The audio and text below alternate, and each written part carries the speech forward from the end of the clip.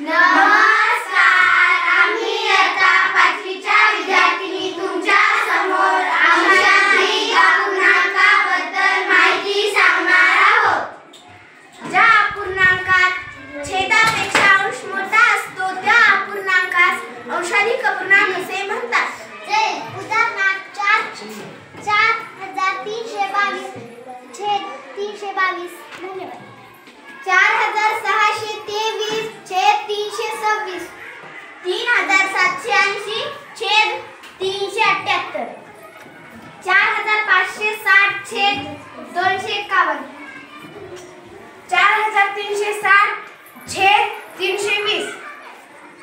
उदाहरणार्थ 7326 छेद 256, 7600 स्टार्ट 7433 छेद 258. उदाहरणार्थ 7653 छेद 424.